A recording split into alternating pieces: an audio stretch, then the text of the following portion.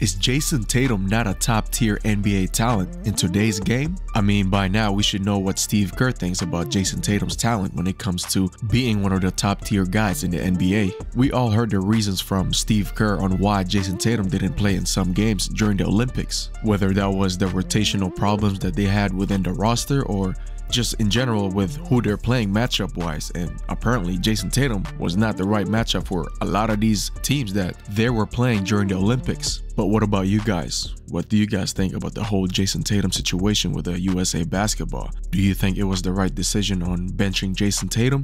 Or you think he could have just played more, especially over White? Let me know, comment down below on what you guys think, and let's make this a conversation. But in today's video, we will be talking about why Jayson Tatum is straight booty, basically in the same lens on how Steve Kerr sees Jayson Tatum. And at the end of this video, I will share one major thing that's gonna be a big factor for Jayson Tatum in next upcoming season. If you haven't done so, don't forget to like this video and subscribe to my channel and turn on the notification button, as I will be making videos for you guys every week.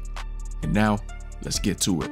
Let's start with off the court stuff. If you don't know by now, Steve Kerr is such a big off the court personality type of coach in terms of how these players were raised. You know, what's this player's background like? Does he have a great relationship with her parents? Like, you know, things like that that makes a basketball player who they really are. And you know, it's deeper than basketball, you know, really digging in deep into the roots of this individual. This might be a very hot take, but I don't think Steve Kerr is a big fan of Jayson Tatum when it comes to him as a person. Now, I'm not saying Steve Kerr, you know, thinks that Jayson Tatum is a bad guy or any of that stuff. It's more like he sees him as, like, you know, he doesn't have the pedigree when it comes to the personality of a great player. There's a reason why there's a lot of videos, you know, in the internet when it comes to Jayson Tatum not having the aura of a good player, always trying to, you know, trying to be somebody else, but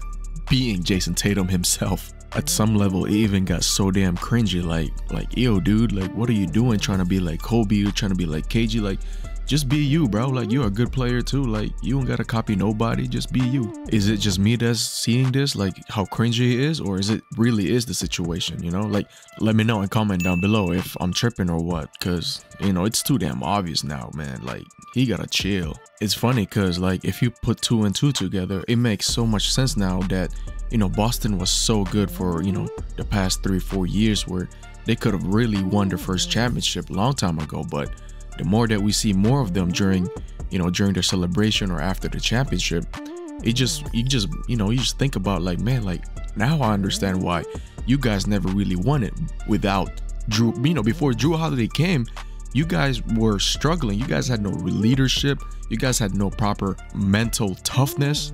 Like, all these things just start popping out of nowhere. And, you know, like, when you see someone win an NBA championship, you're supposed to think the other way around, where it's like, oh, okay, I see why these people are so good at basketball, or what made them push over the hump.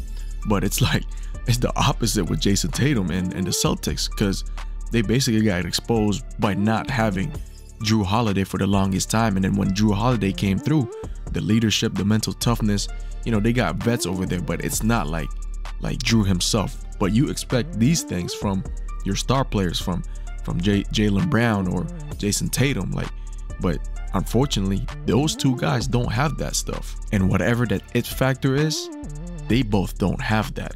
Before Drew Holiday came through, when Drew Holiday came through and joined the Celtics, all of a sudden they became a champion. And that's not a coincidence, because Drew Holiday brings that it factor, even though he's not the best player in the team. But he's such a big factor in the team, man, where, you know, he can make that much of a big difference, especially in that young core that they have at Boston with Jaylen Brown and Jayson Tatum.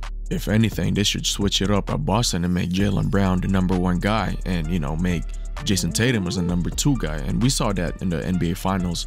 But there's things behind that. Like, you know, there's difference between the #1 guy, #2 guy, because Jayson Tatum got all the defensive schemes. The defense is way more focused towards him, where it really leaves Jaylen Brown open, and he's able to do his thing. You know, he's way more free in the offensive side of things. And, you know, that's the reason, one of the major reasons why Jaylen Brown was able to take home the NBA Finals MVP and the Eastern Conference Finals MVP.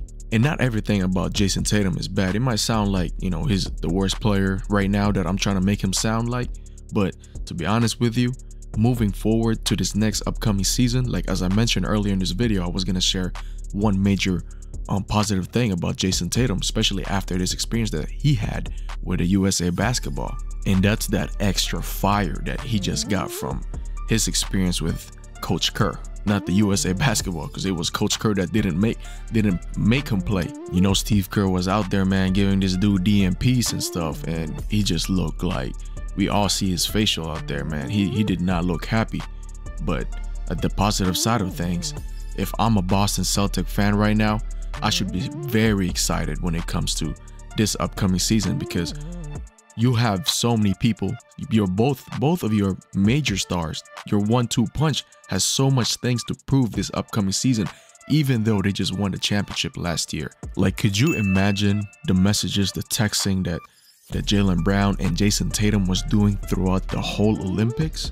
Like, just think about that. Like, yo, they didn't even let you in to be part of the team, and bro, you made it, but damn, they're not even playing me, bro. Like, I know I'm not that ass when it comes to being one of the top tier players in the league, but you know, this experience with USA basketball, man, like, this is gonna give so much fire to both Jayson Tatum and Jaylen Brown.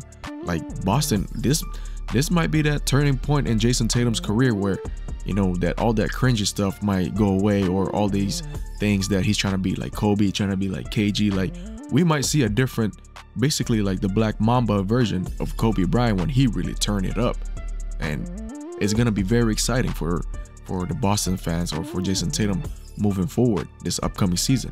But what about you guys? What do you guys think about the overall situation with Jayson Tatum and, you know, this upcoming season? Let me know and comment down below, and, you know, let's make this conversation down there. And if you haven't done so, don't forget to like this video and subscribe to my channel, and we will see you on the next video.